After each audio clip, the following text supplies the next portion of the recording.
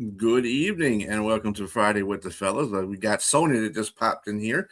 Good, great. Happy birthday again there, Sonia. Make sure you unmute yourself there, young lady. And then we got James, of course. We're What's here. up, guys? Sorry, I was What's muted. going on? Yeah, you're good. What's up? You're good. She Hey, got the guys. birthday stuff behind her and stuff. Look at that. The birthday Yeah, balloon. shout out to my girl Trina who got me some roses and balloons and refreshed them for me. So I have a new set today. So thank you so much to her, one of my besties. Bestie number two. That's number one. That's number two. So yeah. But what's up, everybody? Shout out to B because the great production, and shout out to James J Train. Let me just take a moment real here. Sorry, guys. Hey, happy Friday, everybody. I really want to give J Train his flowers because he is like the coolest divisional rival I have ever met. Like, he gets on here all the time. You know, he's honest, he's factual, he checks you when you need to be checked on realities about your team, whether or not they're good or not. But he's always poised. And I want to give a shout out to you, James, because you're awesome. You're an awesome friend and brother. I've grown to respect and love you so much because you do have a very astute head on your shoulders when it comes to sports, and you're very level-headed. You know, sometimes we can get caught up in the fandom. I mean, I'm one, and just forget the facts. Y'all like that? Yeah, fandom of facts. So Well, shout first of out. all, I appreciate you, sis. I appreciate you very much, and you too, Brian. It's one iron sharpens iron. One can't do nothing. I usually feed off like greatness, and I feel greatness in the room. So it really helps me to be who I am in the show and allow me to again to be that person you're talking about, to be honest, to be level headed. And sometimes I can get, you see my hot moments and my moments where I get loud. So, but for it's just the human nature part aspect of it. And I am also a diehard Saints fan. I don't always let it out here on the show, but definitely without a doubt, it's been great working on the show with you both, with the other two guys, the others, as Shaq likes to say. We're Yeah. speaking of A Train and Kevo, who said he was going to be on the show tonight. I'm going to call him out, and and stop lying, brother. Come on the show, Yes. Kevo. If you're out there, those are lies, lies, And I lies. Come on the show. And I'm just still so amazed how I met, and thank you for that, brother. And thank you for the birthday shouts too, guys. Y'all know me celebrating all month. And actually it's a good thing because like my favorite cousin, who's like a sister to me, had never missed my birthday. And I was like, okay, she must be in the hospital because like this has never happened. Sure enough, she dropped her phone while she was traveling and was not able to replace it until she came back and called me literally just yesterday. So I really am celebrating all month. It is just, you celebrate every day. All of us do. It's a blessing to be here every single day. Every single second is a moment to be reborn and to be greater. So let's move on. I'm just super excited. Pink Fanfare, thanks for the reels. Always big shout out to you, sis. Got her own show on Thursday nights. Check her out here live as well. And B is just doing all this production. And shout out to Miss Linda. Thank you for my text a couple days ago as well, Miss Linda. Love you. Thank you so much for the accolades. All right, so we know the winter. There you go. What's up, Pink? We know that the Winter Olympics are amongst us. This is one of these lulls, guys. I actually was watching NBA games last night to stay up on point. And let me just put it out here like this. I'm not a big LeBron fan, but I'm becoming one. LeBron is like, I mean, that guy has aged gracefully. He is so respectable.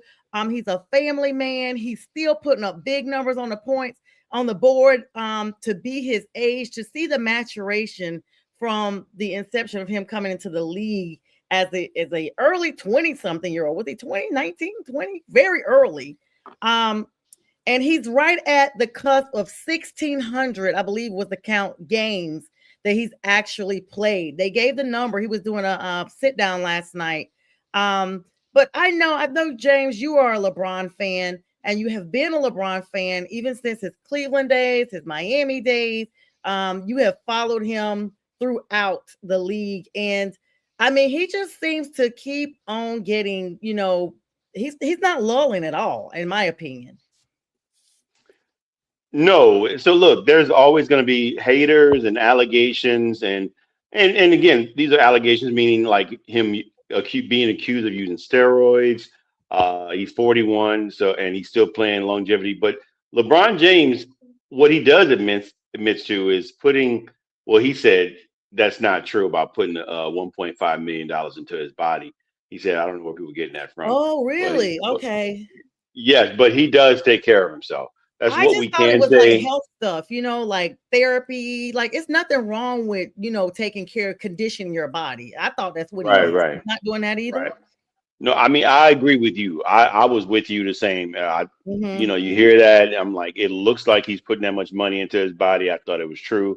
He Mm-hmm. came out and said that was maybe a few months ago that in an interview he said that I don't know where people getting that from, but I mean, but he does take care of himself. Let's just put it that way. It's obvious when you look at him, you can see he's always been a freak of nature. Yeah. Starting out at 18, he was a man amongst boys, a man child as they called him, and ever since I saw him play that first game in Cleveland, when he scored 25 points, he won me over. Mm-hmm. And man, ever since his highs were my highs, his lows were my lows. And man, it's just to see his first child being born. Bronny, when I saw him walking around in Akron, Ohio, when they were in their home, walking around, crawling around as a baby, and now you see him, he's playing in the league with them. That just That's shows you that, wild. I mean, to see all this that happens, Yeah. right? You're watching this child, I almost, just grow up before your eyes and Yeah. and to play in the league. And I mean, let's not forget a year or two ago, there was a health scare, where he Mm-hmm. had a heart issue and you Mm-hmm. don't know if he's just boy not forget playing basketball, but whether or not he's going to live. And Right. so, just my heart goes out to LeBron James, his family, and I commend him on being at least setting the precedence of the appearance of being the man that we think that he is. Because you just don't know what people do behind closed doors. I will never not acknowledge that. But from Mm-hmm. what you give us and what you have not allowed anything bad to be out in the field, not beating your wife, not Right. being abusive of your Cheating children, on her. these things Right. that you hear. Yes, I mean, just Womanizer. Exactly. yes, opening the school for kids and just come on, man. It's Yes. just people hate on this man, but these are the things that you want to see from a man, period, but specifically from because of all the stereotypes and the different things that have come upon black men. This is what you want to see, the representation. This is and give respect to because of whether you like him or not. Some he has antics and he has ego. All great players have ego, but Mm-hmm. take the best from the worst. Take the best that far exceeds the small little things that you want to pick on. This is what you got. And LeBron James, leader in scoring, four-time NBA champion, and not only that, he's also in fourth place, I believe, in assist. So this is that special player that you've seen that two times, three times Magic Johnson type of player. Not no comparison to Michael Jordan because they're not the Mm-hmm. same type of player. I compare him to someone like Oscar Robinson, someone like Magic Johnson because he's just a very athletic version of those two guys. And hey, shouts out to LeBron. Thank you for giving me that segment regarding that. Absolutely. Listen, I will say this, and B, you probably agree. I actually was probably one of those haters just for no reason. I just felt like, he just had a chip on his shoulder. But the off court life is what kind of swayed me to see, this type of leader when we see everywhere so much negativity surrounded professional athletes. It's very refreshing. It's actually refreshing but sad that we can literally almost count on a couple of hands how many players that we see that have integrity in themselves. They don't lose themselves. They seem to be managers and well custodials of their money, enough to bless others with their wealth. They take care of their families. God has really blessed LeBron to become a father and to grow up. Like he grew up as an early teen with us. We watched him, all of us, grow up from the McDonald's Player of the Year all the way to now to becoming a father. And now his son is a full adult playing in the same league. Like we are blessed to see such a maturation, but he just seems to be so level-headed. Like even though we call it cocky on the court, when they talk to him and things like that, he is all but. Yeah, I'm one of those. I'm not a hater. Mm-hmm. I'm not a big LeBron James fan Mm-hmm. of his basketball. I'm just saying. Mm-hmm. Mm-hmm. But off the court, that dude is awesome. Yeah. He is a great humanitarian, a person that you'd want your kids to look up to just for the stuff that he does off the court. I mean, he's been married for how many years now? 20 Yeah. 20 years, 19 years, something like that. Just saw that. Sports couples that have been around for a long time. And I mean, as much as James says about him representing black men in a glorious light, I just think he's, as a person, regardless of his colors, the dude is extraordinary. I tell you what, I'm the one that'll say I think Michael Jordan is better than LeBron and this blah blah blah. But at the same time, I will also tell you, Michael Jordan off the court, yes, big a-hole. No, I wouldn't mess with him. LeBron though, he doesn't. And you know what? I'm gonna tell you something. He's been at games I've seen to opposing play, and he's giving love to everybody. He don't care if you're, if he goes plays the Pistons or something like that, he gives love to the Pistons fans. There's no problem with him. You can say whatever you want. You can be like me, not like his game. Well, I'm not a LeBron fan in basketball. But you could be like that, but you can still appreciate the guy he is a wonderful human being. He is. And there's nothing to say more than what James said, actually. Yeah. It's really weird because y'all remember growing up and certain songs you'd hear on the radio. Young folks tune in. We had a radio. We listened to music there. Wasn't streaming. You heard a song on the radio and it might not be all that, but as soon as you saw the video, it's like the video would make the song and it made you like the song. That's kind of how I think about it. There were certain songs that I was just like, it's okay. But I would see the video on MTV Raps or Hip Hop 106 in Park or something like that. I'm like, okay, and then every time I would listen out for it because the video made the song. This is the thing that LeBron has been able to do to sway the non-LeBron fans because of his antics off the court. And like you said, as much as Jordan gets his feel of being, the greatest and all this, and even God rest his soul, Kobe Bryant, filled with scandal as well. Like those greats, the money just, I don't know. They always say when you have a lot of money, you kind of just run out of things to do. So you're bored. You are so bored because there's nothing lacking that you can't get. And so you just become just bored. Like you just want something else to do. And of course, Kobe redeemed himself, thank God, before he passed, but we still watched it. And to see that LeBron, as a young man, married a young bride, and still you never hear of no side chicks, no DMs. You don't see anything from him. I'm a little hesitant to say, but I will say LeBron kind of is like the relational of the parallel of Barack Obama in the White House. No scandal to this day. No scandal. LeBron so far to this day, no scandal. And Sonia, since you used that video analogy, the singer to the video, I got a video you just popped in my head that I would say that if anybody hadn't heard the song first, when it first popped out in 1984 or 85, the video Thriller to Michael Jackson singing it, I would say that would be the equivalent of LeBron James the greatness. When you actually see his play or see or watch the video, or watching his life and how it has transformed or just elevated and just what you were able to see. To me, Thriller would be the equivalent of what LeBron James's life has been. Thriller is like one of the all-time greatest choreographed videos of all time. Y'all can go online and Google that. Anybody under the age of, I don't know what, 40, they're not gonna know it. Probably It's Gen amazing. Z. I mean, Gen Zs or Gen Yeah, the A's maybe. Z's, the Z's. They run out of alphabets. I guess the next group will be AAs. Get it like AA. But I just had to, just had to start that off with LeBron because I was watching him last night and I was like, wow. Before we segue to the next part, I do want to congratulate my niece Pearson Jones. Tonight is her senior night. She is playing her final basketball game with Southwest Guilford High School, where she is a starter, number 12.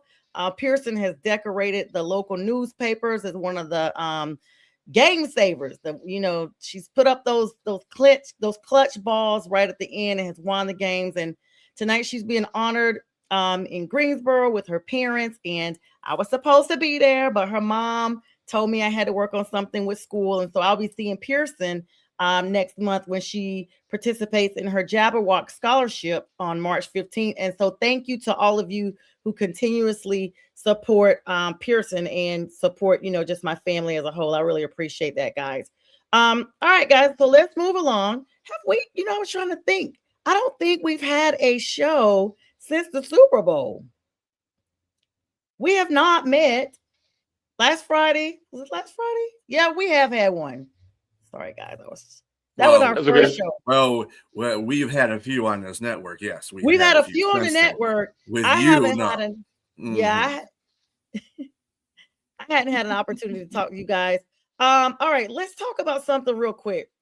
All right, today the NFL informed all 32 teams in a memo that is prevailing as grievance versus the MFLPA, the National Football League Players Association, and its team report cards. There's an arbitrator that has been named that's determined that the NFLP's conduct has violated the CBA, and they are ordering it to stop making public any future report cards. Now, for you guys who do not know what that is, this is all related to this voting and things of that nature. They didn't like the fact that the votes came out for the Hall of Fame people. Excuse me, people sound like Medea. Hall of Fame people. And they're basically saying there are numerous and significant limitations that have gone down and have been exposed in the NFLPA over the last few seasons. Like, this has just kind of come to a head with everything. And so Adam Schefter actually reported on this today. You guys can see the whole memo on X. They're basically saying they're pleased to report that the NFL actually prevailed in this grievance, guys. So there's going to be a lot of things hushed that was public knowledge that is no longer public knowledge. There was an arbitration that occurred behind the scenes that basically they said they didn't find that the union's independent survey necessarily actually conflicted with anything that the NFL was doing, but there were certain things that they're going to be kind of guided on going forward. Were you all aware of that? This was basically disclosing individual future players' report cards. That would be the draft and things of that sort. I mean, I saw it in the news, but that whole thing is laughable. I'm sorry. Anyway. Yeah. Why would you exclude a report card? I mean, is it hurting feelings? I mean, what's the deal here? I think it's the fact that it's public knowledge now. Somebody basically, every entity has like things that are considered to be privileged information amongst that organization. And apparently, I don't know if you guys are aware, I'm pretty sure there's like rumors. It's so weird because in a day of AI, you have to make sure, okay, did this really happen? Like, is this real? So basically, this is all coming unfolded from the actual Hall of Fame information. Like when Robert Kraft and Bill Belichick was snubbed, I guess they're trying to find some kind of way of basically exposing who did not vote for them. It goes all the way down to that type of thinness. Just things like that. I can see why, honestly, in that regard, because when I first heard about people wanting to expose voters, I really thought that would be a dangerous thing, because we're talking about millions of fans and people getting death threats because of what they've done. I mean, this is just their job at the end of the day. And that is also, at the end of the day, it's a game. So, and you're going to threaten me because I just, I had the opportunity. I'm not saying that any of these writers or not biased or not unfair or unjust what they're doing, but it's still their job. At the end, these guys are still alive. They have an opportunity to get voted in the next year, and I just think that's it's you know having I always said the other anonymity. I can't even say that word properly. Anonymity. Yes, Anonymity. yes, exactly. Having that He would say it. is it's I think it's important. I think it's important in that regard. Exposing people is just it might be a little dangerous. That's just my in my I think opinion.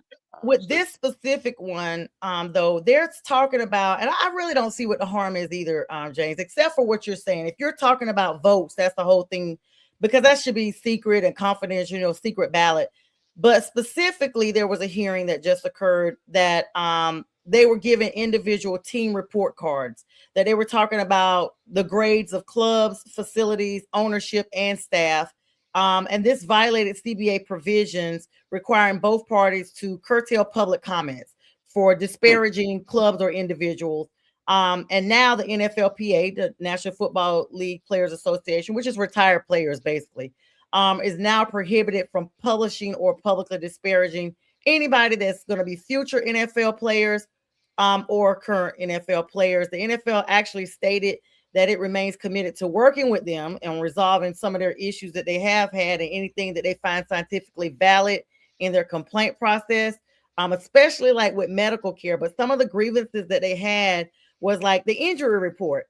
So everybody knows the IR comes out like right before the game, okay, this person didn't practice, da, da, da, da. It's basically normal for the NFLPA to file a grievance if a player is released while physically unable to perform due to a football related injury. So like if they drop him from the roster and this person, kind of like an example would be Jonathan Brooks for the Carolina Panthers. He was drafted, he got injured. He played like one or two games, got injured again, and we have not talked about him anymore. I need to check and see if he's still on the roster because he was big, supposed to be big to come back. And as a running back though, right now, because there's already a crowded running back room with Rico Dowdle, who may be doubtable to come back, but Chuba Hubbard came into his own. We don't know what this means for Jonathan Brooks, but the non-injury grievances that occurred were disputes such as fines. Like they were like we would hear it, like, okay, if there's a fight on the field, some fines are going to get tossed out. They did not want those fines released to the public, the actual monetary amounts.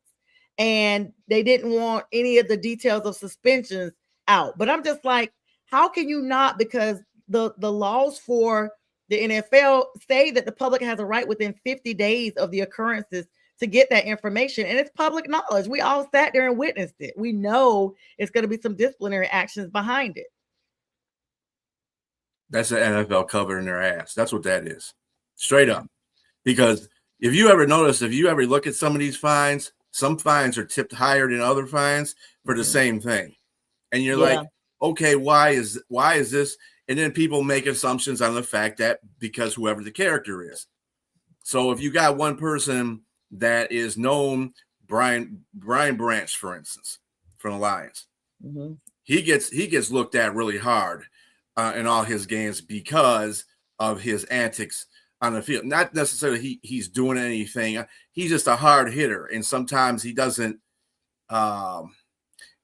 His hits are, not target friendly. I'll put it to you that way. So they get on him. So if he gets a fine 1 week for helmet to helmet contact, okay, and say it's a $15,000 fine, he does it again, or another player does it, and he gets fined $13,000. Then that's what the NFL is trying to cover up to show that they do that stuff just to whatever they want to do. Basically, that's what the NFL is. So they're just covering up that they can do that because it looks bad on them. Because why do you finding this player this, and you're always going to have that. There's no set fine for a set problem in the NFL. It's always based on what they want to find. So I think that's another thing. They just want to cover their butt, and they want to cover over everything. So I mean, It's a private. You got to remember, the NFL is a private. It is a private company. Yeah. So they can do what they want to do. Yeah, not for long and not for the longevity. And another thing they're going to do, and then we'll move on from this, is when players are injured, you guys know how they have the team doctor and, to examine them or whatever. I guess they have been, because I couldn't substantiate one way or another. I guess they have been letting, if I'm a player and I get hurt, I can go home to my own doctor. Well, now the team doctor is going to check you out, which we already knew that, but now they're going to have another independent doctor that's not your doctor and not the team doctor check you out to check the validity of your injury. I'm like, y'all doing too much. If you see my bone popping out, clearly it's broken. I don't need to go to an independent doctor to be checked as to the severity of my injury to see if I can play. That's crazy. I understand that too, in the sense that we have a lot of people out here who think they're doctors, but don't play, but play one on TV and on comment sections. Again, I'm gonna point to one of our players that we had, Kirby. It was said that he had a degenerative knee problem. That's the reason why he couldn't finish his season, and that's not the case.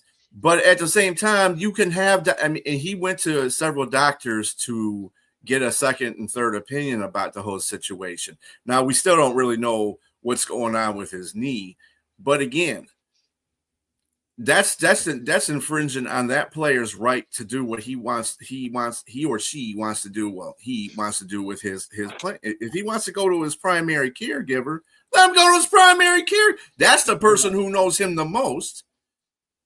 And then maybe they felt like they were paying them off or something. You just never know. It's like saying a doctor, or maybe doctor's telling you, oh, you're this and then that, but you know your body. Mm-hmm. Right. So and you go out there and say, no, that has nothing to do with the situation. And the doctor might be a well-known doctor who's done this before, but he's just out there spraying out stuff. And the player knows. This is why I say when anybody has an injury in the NFL, it's based on the person. If the person thinks they're not injured enough to go play concussion-wise, that's a different story. But like any ACL or anything like that, they feel they can't play. They will not play because this is their livelihood. And if they feel they can get injured more, it's not going to help them.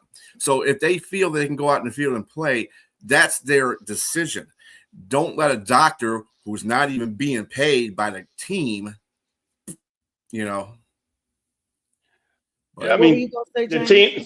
I was going to say sometimes the team doctors, they're probably covering up for some things that were done wrong or mistakes that have happened, and it's not uncommon. It's been told sometimes where some teams are just like surprised at how bad sometimes their team, their medical team was, and so injuries and are not just the medical team, but the recovery, the what do you call it when you're just like the people that help maintain the not just rehab, but I'm trying to think of the other term for maintaining guys and keeping their health up and everything like that, strength and conditioning. Oh yeah, those teams, all those tie hand in hand. And if some of these injuries are coming more so, you might see it with one team versus another team. You're going to look with a strange eye, and then some players. They begin to have little antsy feet, like, I don't know if I want to get this done here. I might have somebody on the outside that I want to get a second opinion from. Mm-hmm. And that's where they want to cover some of those things up, because they don't want to have it look like a situation where they got bad training or a bad medical team. And then here comes some lawsuits and different things like that. So it's just a lot of things that they're just trying to cover up. So that's like you said, especially now that protecting the brand. That's all they're doing. Yeah, especially now that they have these contracts that tell you they have to take so many snaps. They're trying to probably get their personal doctor. Hey, man, hurry up and clear me. I got to make this money. I got to make this. If I don't make this play, if you can't clear me for at least 2 games, I mean, I can just hear the conversations. I just need you to clear me for 2 games so I can fulfill the obligations of my contract. Because if I don't, I'm going to get cut out of this amount of money.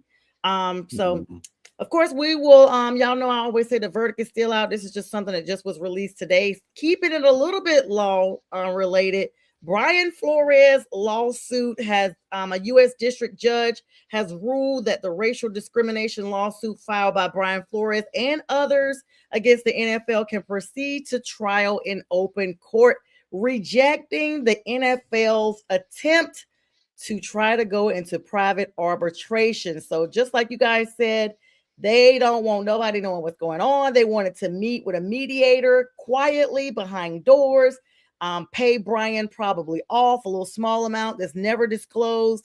And the U.S. district judge is saying, nope, we're going to have this an open trial where everybody can see it because this is a public matter. So stay tuned. It's probably going to be on what is it, Law and Crime or Law and something on YouTube, where they stream all the major trials. They probably will be bringing it to you real soon. And yeah. All right. Let's talk about Deebo Samuel. Just also on that too, the other people that are involved in that case is Steve Wilkes, who recently just got fired from the Jets. And what's his name? Horton. He was a coach too. He's also part of that suit with Wilkes and Flores. So those two. Okay. So before we even go on, Steve Wilkes absolutely should be on there. There are Panthers fans to this day that when we play games or do something, it never fails. There's always a comment when we lose a game that we really needed to win or should have won. They'll make a comment like, yep, the Panthers are never going to do this because they didn't do right. Like, it's been years. And because of the interview process that occurred when Steve Wilkes was there, now there was rumblings that they actually did interview him and called him back for a second interview. But you had got us like 6-7 wins and he was not hired. They went outside and brought someone else in. This was like when we had like 6 coaches in 3 years, 3 or 4 years. It was 6 coaches.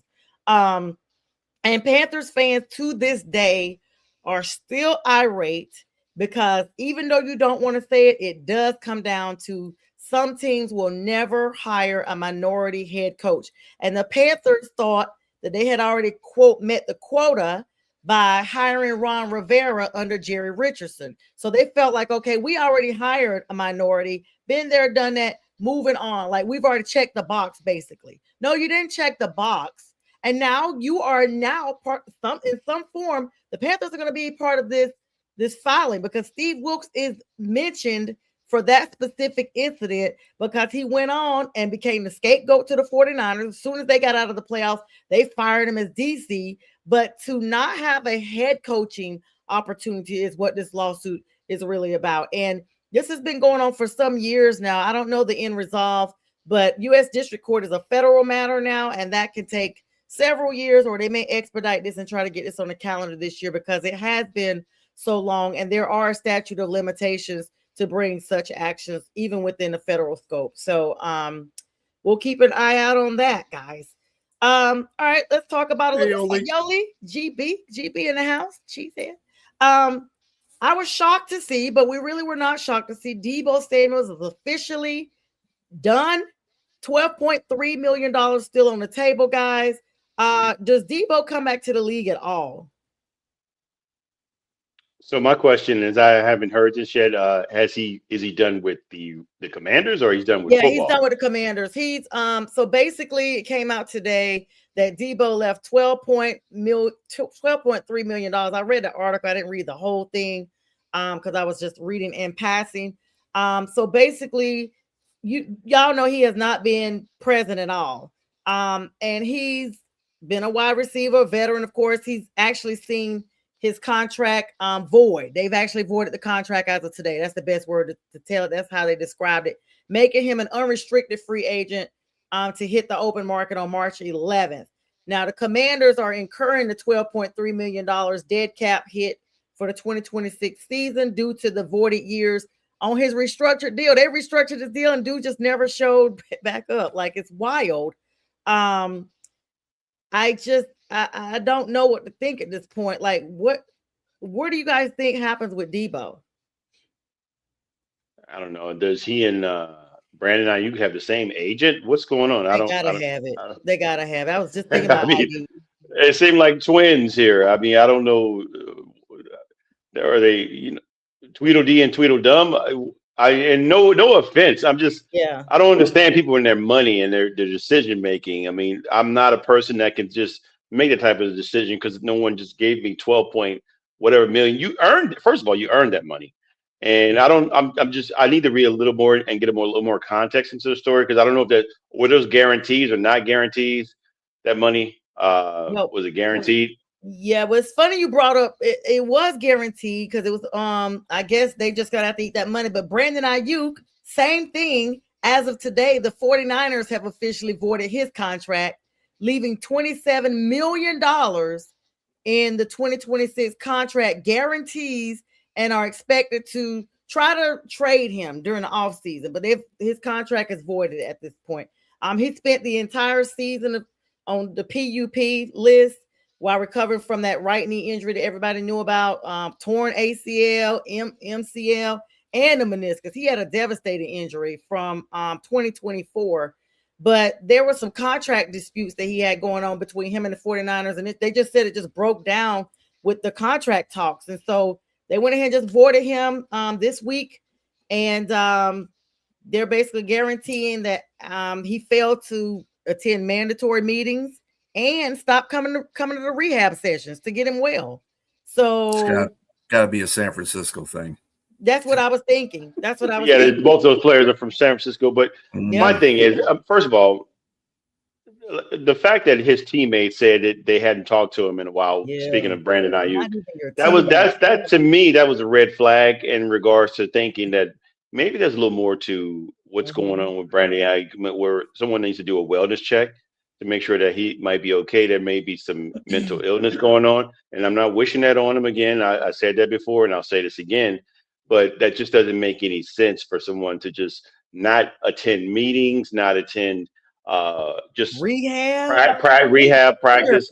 Something doesn't sound right. And to give to not know your contract, I'm pretty sure he did know his contract, to let 27 million guaranteed be taken away from you to where you have there's no recourse. And I don't understand that. That doesn't make any logical sense. And so that, to me, that tells me that there may be something else that we're not addressing here, or that's not being put out there in the media. And the team may be protecting him from that, and I get it. I mean, it's not something you want to just let out, because we talk about injuries all the time, but we don't talk about that aspect medically about guys, because I mean, as much as we like to put it out there and say that it's acceptable to have this sort of thing, and you go to counseling and different things, you take medications and you get better if you can, or they take it day by day. There's still a stigma. There's a stigma out there, and they didn't put it out there about that, but to me that didn't make any sense. The coach was baffled. The GM was baffled. It just didn't make any sense. So there's something else going on that we don't know. Not talking to your teammates, like none of them as a whole, like it's like you have completely cut everybody off. Because who doesn't talk to at least their teammates? Like that is absolutely wild. What do you think, B? I did see something a while back about he did say that he likes to stay to himself. He's just that kind of a guy, and he doesn't really converse with a lot of people. He's a stay it to himself type of person, and he said this. So I'm not surprised. It's just a person. It could be. Hopefully, it ain't what James says. I hope it's none of that anyway. I hope we both hope we're both wrong on that, but we never saw it before, though. Yeah, and I think that's what happens when people change or people do things that we're not used to. We go for we expect the worst out of the situation instead of saying, well, maybe the guy just don't want to be bothered with anybody. Maybe he just wants to keep to himself. I know people that are like that. There are people that don't have any mental issues like that. They just don't want to be bothered with everybody because, I mean, and frankly, you can't complain against that whole situation because you look at how the world is today anyway. Half the time, I don't want to talk to anybody. Yeah. So, because people are just nuts in the first place. But you can't make a phone call and say, I don't want to play anymore. I don't want my 27 million. Right. Well, yeah, that's the issue that I'm having the problem with. Not necessarily not talking to his teammates, but not talking to the front office, your boss, basically, your agent. Like, hey, Yeah, agent probably been reaching out to him. Yeah. He probably left voice messages, and he's not even contacting the agent back. Dude, I mean, are you playing like Call of Duty and you just can't be bothered or something like that? You and Kyler Murray going to the Call of Duty. I don't know what's going on with you, bro. At least put a feeler out there and say, look, I don't want to be bothered. I don't give a damn about the money. Then we can understand it. If you just say that kind of stuff and just not let it be under the rug, nobody understands what's going on. Not that we're anybody special out here as a public, but at the same time, your job needs to know. Mm-hmm. Your agent needs to know. No call, no show. Yes, right. We get fired for stuff like that. He makes $27 million. What? What's wrong with this world? But anyway, yeah. I just think he just wants to be. But like I said, when it comes to your business, that's a whole different story. You need to let people know what's going on, even if you don't want to let people know what's going on. You know what I'm saying? Especially when it comes to your work situation. Yeah, people are depending on you. Yeah. All right. So, B, if you could run our little commercial real quick, you guys get your phones out. We're running this for like 3 more weeks. This is going to be Pearson, and this is her singing It's Like That. It's a scholarship run, and we'll be back in like 1 minute and 10 seconds. All right. The God above made you a masterpiece. The vision is clearer, nearer. My God, to thee, learning to lean on his power. Your perspective can be sweet when circumstances are sour. I'm saying. See the vision clearer. Your identity is waiting, and you feel that hope is fading. Just hold on, it's gonna be alright. Trust in God, stand firm and hold tight. It's like that, yeah. It's like that, yeah. Meditation, I'm searching for a peace that's not present. I'm searching for feelings of solitude, emotions that's pleasant. Treasure, what did you deem important versus essential? We put our heart and soul in every line behind instrumentals. Coincidental? I think not. God's plan from the very beginning. Create the type of music that make people think twice before sinning. Pleading, Holy Father, please forgive our trespasses. Confusing things we want for things we need in life, our must-haves. Selfish, inconsiderate, narcissistic people. Christ died for all the world, so there is power in Jesus. Issues happen, disagreements, dissensions, distortions. This fallen flesh, we still forget sometimes that God is our portion. Forcing, others won't cut it, nor manipulation. One thing that's very destructive is self-righteous behavior. Satan, he's crafty, throwing darts like Bailey's. All right. Thank you guys. Shout out to Chuck. Sounding like Common, the Christian Common, and Pearson, of course. And thank you guys for everybody that's donated. She is on the final push, so we have about 3 more weeks of donations. No donation is too small for her scholarship with Delta Sigma Theta. Of course, Pearson gets to keep all monies that she earns, and she is in a competition. Whoever of those ladies that earns the most money in their scholarship drives, Delta Sigma Theta will match their scholarship for the Jabberwock. So congratulations.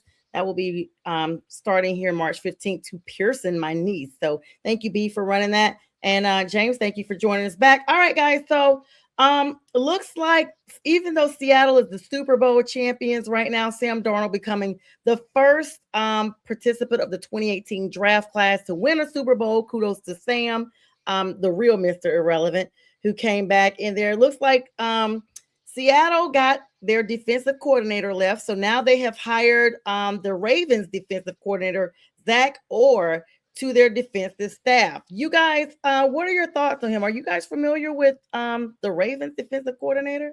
Mm-hmm.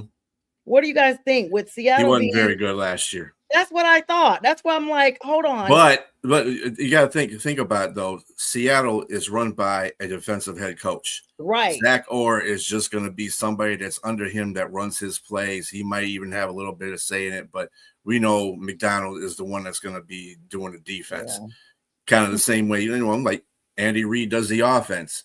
Whoever's the offensive coordinator underneath him is just there for the ride and to give some help to the offense. But other than that, it's Andy Reid's offense. Right. So there you go. It's not a big deal. Actually, that's pretty good. That's good for him, Zach Orr. And as long as they keep those pieces in place on defense, that they should be good. Oh, yeah. Yeah. Now, speaking of defense, Are we going to talk about? I mean, I know you guys probably talked about it already, but Mr. James Pierce Jr. and his Oh, I antics was off just the field. get out of my head. Go ahead, James. Talk about it. Because I literally was pulling up the notes on him. Go ahead. I'll let you start there. Go ahead. No, Go no, no. ahead. I'm literally because y'all got the same name. I'm ready for you on this one. Oh, okay. Well, we all know James Pierce Jr. Drafted 26 overall by the Atlanta Falcons out of Tennessee. The highly touted deep edge rusher. He was up, and accolades include being up for the Defensive Player of the Year, Defensive Rookie of the Year, number third. He had 10.5 sacks. He came on really strong at the latter part of the season. And seems like he came on strong in some other ways as well off the field. Pulling up to his ex-girlfriend, Rakia Jackson, the LA Sparks. I don't know if she's a guard or forward, but she plays for the LA Sparks and lives in Miami. And she was down there playing games. And this guy, wow, allegedly, he pulled up on her in his Lamborghini SUV and at a red light tried to open her door to get into the car with her. And she pulled off, tried to drive off, calling the police, going to the police station. He rammed her car several times, once in the back and once head on. And the police got there. They came out. He ran and got into the car, hit a police officer, and they ensued in a high speed chase to get him. He had an accident. He got out of the vehicle. I mean, if you see the footage of it, he's towering over everybody. Yeah. And so he resisted arrest, which is one of the charges. So he's got aggravated assault with a deadly weapon, which is his vehicle. Yes, he got several charges, five felonies. The biggest one is hitting that officer with your vehicle. That's a minimum charge of 5 years. So he's got a team of lawyers, and I'm pretty sure the NFL and the Atlanta Falcons organization's got him teamed up, but I don't know. My thing is, this is a guy the Atlanta Falcons gave up. The regime of Terry Fontenot and Raheem Morris gave up their 2026 draft pick, which is number 13th overall, to the LA Rams to come back up in the 26th spot to pick him up. And you may not have him ever again, and he may not be playing in the league ever again. And it's just unfortunate. This is the thing we were talking about, mental illness. There's been some things about him in the past that was questionable in the draft. It kind of brought his stock down because this is a guy that could have been drafted in the top 10. But because of some things that they were they had out there on him already, probably led to this. And Lord knows what's going to happen when video footage comes out. If it's any footage, if there's any like abuse, because I'm not saying that he did the same thing, but the Ray Rice situation, that comes to mind. And you see what happened to him. So this is suspension is the least of his worries. He wants to stay out of prison because again, he got all those charges, like you said, and he may be up. The odds may be stacked against him to getting out of those things. You're the law expert, ma'am. I'll leave the rest of that to you to go over into that. I'm actually wearing my legal shirt tonight, working on this appellate brief for class. Y'all send some prayers and good vibes for me. This thing is massive. I've been working on it for 3 weeks, and it is due Sunday morning at 11. And I'm trying to turn it in by tomorrow. I've been up to 6 a.m. 4 nights this week working on this paper. I'm talking about 6 a.m. the next morning. And that's after class. And so, so I'm just going to put my little legal hat on for a minute, lawyer in training. First of all, this is what I'm talking about. Just to segue from the beginning of the show when we talked about how LeBron James has not been in no mess. Okay, the mess includes not just being a family man, but no law enforcement mess, no breaking the law, no hood stuff. I'm sorry, I can't think of another word. No hood stuff. This dude, there is such a limitation to talent in the NFL. There's so many talented people that don't even get an opportunity, that are probably equal or greater talent than what we see because the pickings are so slim. And this guy set the Falcons rookie record for quarterback pressures, 45. So I know he got after Bryce Young. I know he got after pretty much every quarterback that they played with that many pressures on the quarterback. He literally pressured every single game that he played. He got after everybody's quarterback. And 26 tackles, 17 tackles by himself with solo tackles, a fumble recovery, and he finished third place, like you said, James. He could have very well, this happened the night after the honors. This dude could have very well been the defensive rookie player of the year, and to literally less than 48 hours now be booked in. He's bonded out on $20,000, which he better be glad this ish wasn't in Georgia, because you're not getting no bond that low in Georgia hitting no police officer. You're not getting no bond at all. This officer just signed an affidavit earlier today that is agreeing to testify, and you can hang it up like a telephone. I know y'all don't hang it up in this day, but we all know how it is to hang up a phone. You can hang it up like a telephone, because a police officer's word is going to win every time in the court, in front of jurors, in front of anybody. They're going to look at the credibility of you, who rammed this lady's car multiple times. And I digress to say, this is not your first time doing this, something similar to her. You didn't just wild out because you lost defensive rookie player of the year and decide to go all willy-nilly on everybody. You have at least pushed her, done something that no one knew about. And to know that in this day and age, you don't care about witnesses when everybody's got a phone, everybody's got a Ring camera, a Google Nest or something on their house or business, and you are doing this, like this is not mental health. This is straight evil. You are now facing 5 felony counts, aggravated battery with a deadly weapon. They literally are saying you used this car that could have unalived a police officer.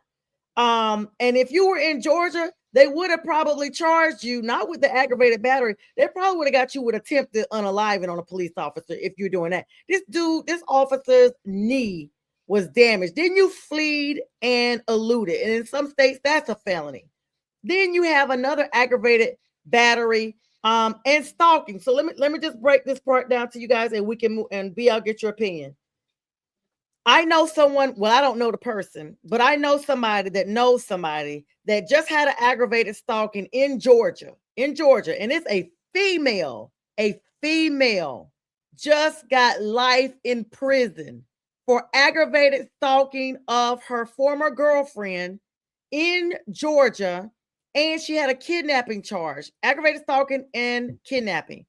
Aggravated stalking is when you have a temporary restraining order put against you. That lets me know that this young lady had put paperwork on him to keep him away from her. You don't care about no paperwork. So once you ignore the paperwork, the stalking goes from regular stalking or violation of a TRO to aggravated, which literally in some jurisdictions can get you 7 to 10 years by itself.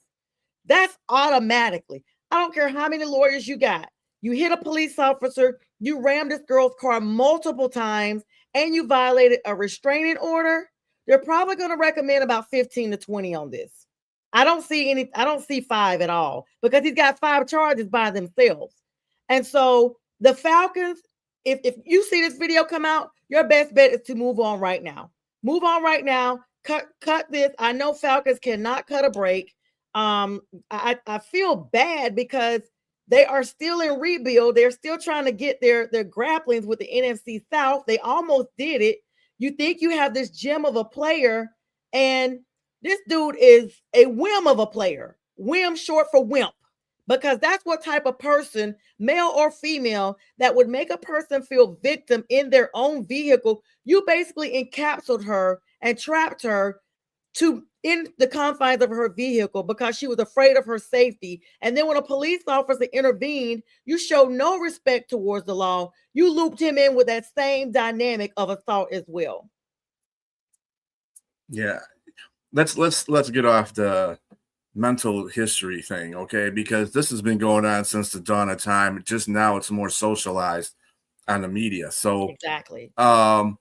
The fact that he did that, there's always these crazy people out there. And what makes it sad about the situation, the dude has all the talent in the world, but he has a nugget for a brain. You know what I'm saying? And you can't allow somebody to affect your life that much where you are driven to the point of going nuts on somebody because they're your ex, you know, and you got to understand, well, how did that feels to her too? Now, she's in a professional sport as well. And I mean, she got victimized by somebody else in a professional sport, and people see that too as well now on social media. I mean, I'm gonna put this in as non-politically as I possibly can. What he did to that police officer was nowhere near what that young lady did to the ICE officer. Okay, he went to go after that cop. They got videos of all that stuff. All of the stuff that he did, there are videos of it. So it's not allegedly, he did it. His face is there in those pictures. He did it. There's no allegedly about it. He gets his right to have a court date, but I guarantee you that's not going to be a long-lasting court session. I'm going to tell you that right now. You got 5 counts on you, and you purposely try to run over a cop. And he's lucky. And again, I'm not trying to be political with the situation, but he's lucky it wasn't an ICE officer, or he wouldn't be here to say nothing because he'd been shot dead. Exactly. So there you go. And you're lucky those police officers were as calm as they were too in the whole situation. One word. I got 2 words here. Emotional intelligence. A lot of times this just goes out of the window for people, and then sadly you're starting to see it in a lot of younger people. It's just. And I don't know what the level of parenting was for him, because I knew his mom just got on the stage and just said he's becoming a better man and everything like this, you know, when she was representing him. And then all of a sudden this happens 2 days after she it's just embarrassing your mom. And so, I mean, I don't get it, man. It's just, you know, it's been, it's just unfortunate because, again, waste of talent. This is somebody that can be in the league that could be projected to be all pro, you know, maybe a Hall of Fame career if it goes in a different direction. But let's see how the cards fall. We don't know how everything's going to go. The bird's still out. The bird's still out, but it's going to be a long road, though. I'm kind of with B on this one. Yeah, and I just think it's going to be tough, and you as well. So we'll see. Yeah. I mean, and it doesn't stop there. Unfortunately, we got some more law news with NFL players. This is just one of those shows, guys. NFL player Keon White of the San Francisco 49ers was shot with an altercation involving Lil Baby and his entourage. After the Super Bowl, he was shot in the ankle, underwent surgery. So that means it was not just a skin flesh wound. He actually, I guess he had his ankle shattered. They had to do some surgery immediately. And so now, you know, for you guys who don't really follow rap a lot, Lil Baby's name has been up and down over the last couple of years, revolving around the YSL indictment here in Atlanta. And he was associated with Young Thug, you know, innocent until proven guilty. He has his own label, 4 Pockets Records. He went out to LA, said they had some paperwork on him because there's been some, some SHOOTINGS here in Atlanta. I didn't want to say in case they flag it. Here in Atlanta, that some 2 teenagers were unalived on accident at a birthday. One of them, it was their 13th birthday, and they were saying that was all looped in. So they've been looking at this guy for a while. He goes out to LA, leaves Atlanta, goes to LA, tries to play the family man, puts out some videos or whatever with him and his kids. You out there now causing a ruckus, and you were supposedly, you know, tied in with some of this gang activity.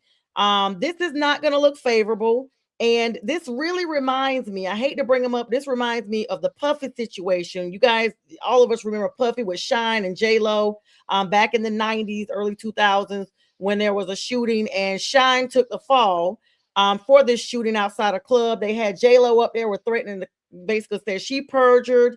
I think Foxy Brown, some other people were up there. They actually like sent a couple of people to prison for perjury. So this is going to be the same situation because all the articles are saying this is Lil Baby. Lil Baby was the person that actually shot him. But I guarantee somebody in the entourage is going to take the fall for Lil Baby and get this charge or whatever. So the verdict is still out on that, guys.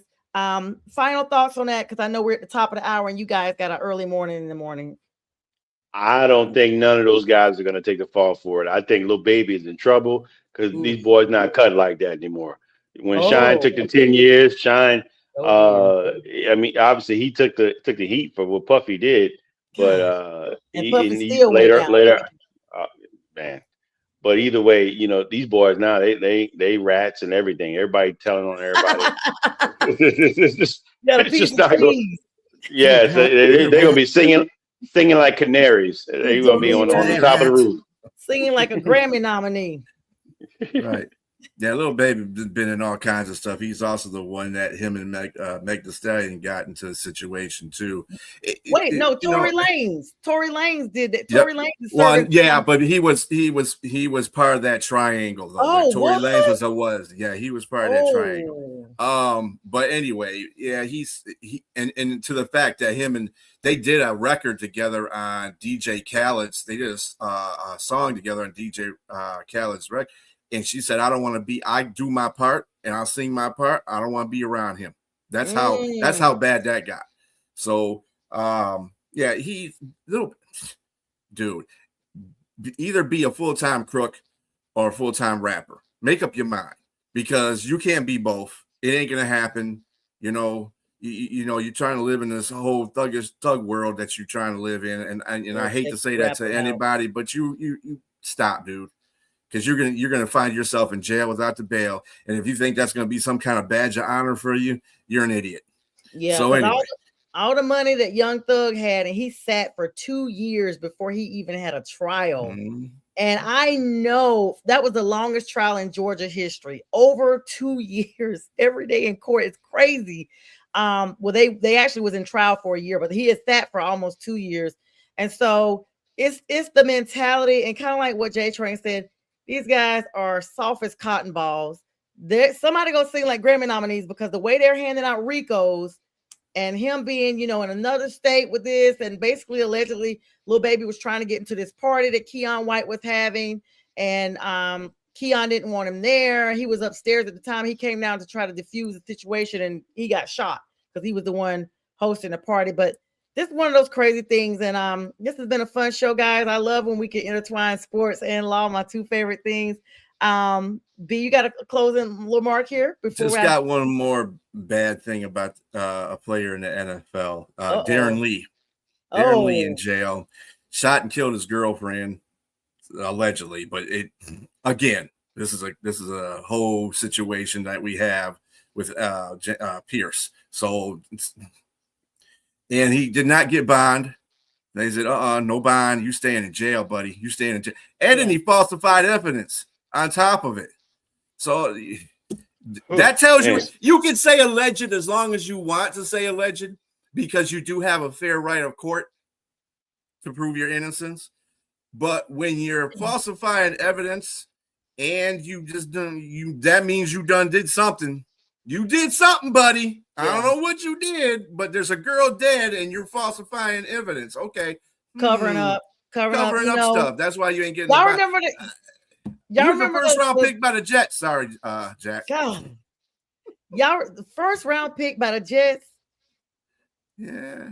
He couldn't jet himself into trouble fast enough. You guys remember that song when we were growing up? You tell one lie, then it leads to another. You tell two lies, then you have to tell another. When you tell these lies, it was like a little commercial that they had on there about, being dishonest. It was always on in the South. And that's exactly what it is.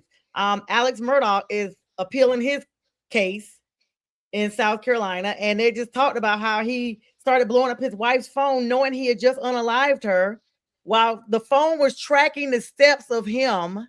He took the phone with him. His phone was no longer getting steps on it. Her phone was getting all these steps, but she was laying somewhere else. And he starts calling it to try to cover up himself as if he was looking for her. Just a mess. And he was a lawyer, so he thought he had himself set all the way up. But guys, we got to get out of here. I'll be at some point starting another show that just talks about shooting the breeze on everything, because as y'all see, it just be so much to talk about. And it's just so interesting to see. Make sure you catch B and J in the morning with Jack Hirsch on Valentine's Day, guys. Happy Valentine's Day to everyone out there, young, old, indifferent, single, whatever. And just love yourself. Love God, love yourself, and just have an amazing day. They're going to be on tomorrow morning at 8 a.m. Then Sunday mornings are abbreviated now because the NFL season is over. Have a good weekend too, Pink. Thank you. The abbreviated Sunday morning sports show, 8 a.m. James, Jack, Keith Angle, and you never know who else may drop by. Sometimes I have time to drop in, but it's been a real show. I appreciate you guys. Have an amazing weekend, and we will see you guys when we see you. Peace.